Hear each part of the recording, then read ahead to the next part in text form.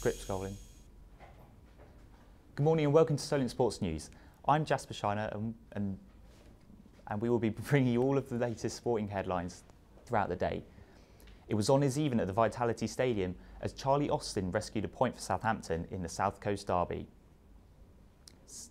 Saints came into the game on the back of two good performances, laying waste to Everton at home last weekend and coming excruciatingly close to halting the Manchester City juggernaut in midweek. Both teams enjoyed spells of dominance in a closely fought contest. The Cherries took the lead after 40 minutes through Ryan Fraser after capitalising on a Wesley Hoot defensive error. The Saints introduced Nathan Redmond shortly after the half-time and he had an immediate impact as he teed up Charlie Austin's equaliser on 61 minutes. The result moved Southampton into 11th in the Premier League table, with Bournemouth back in 14th.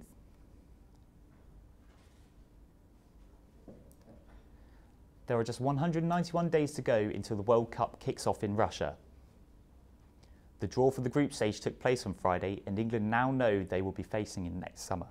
The three Lions have been drawn alongside Belgium, Tunisia and Panama in a group Gareth Southgate's men will be highly expected to qualify from. However, England legend David Beckham has warned his fellow countrymen not to be too complacent. Things are going from bad to worse down under for England's cricketers.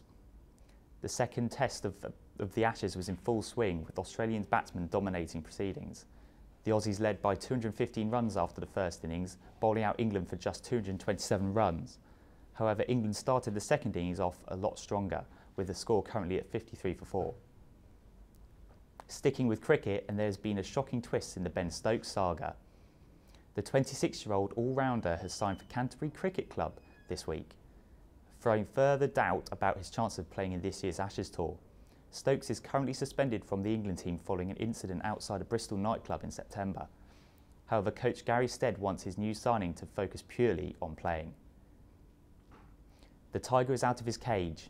Golf welcomed back 14-time major winner Tiger Woods to the course this week, with the 41-year-old placing tied 9th at the Hero World Challenge. Woods has been out of the sport for some time with a series of back injuries, but the American was happy with his performances in the Bahamas. The tournament was won by Robbie Fowler. Christmas is around the corner and that means one thing: winter sports season is in full swing. Marcus Cleveland of Norway and Switzerland's Carla Samani were the winners of the third round of the FIS Snowboard Big Air World Cup held in Mönchengladbach.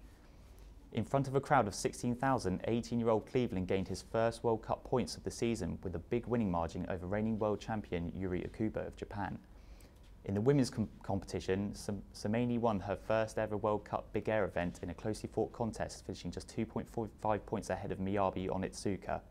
The competition's next venue is the Cooper Mountain, Colorado, with round 4 due to take place next Sunday. The Luge season began in Austria this weekend and there were wins for Thomas Krammerlander and Greta Pinguera. Italy's Pinguera took the opening Women's World Cup ahead of Austrian Tina Unterberger. In the men's competition, Thomas Krammerlander beat Italy's Patrick Pingenter.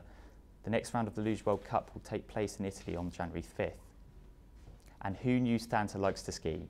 Just over 160 people donned Santa outfits and took to the slopes for the 18th annual Santa Sunday this weekend. The event took place at Sunday River Resort in the US state of Maine and raised over $2,500 for local charities. That's all we've got time for. Follow us on solentsportsnews.co.uk and follow us on Twitter at Solent Sports News.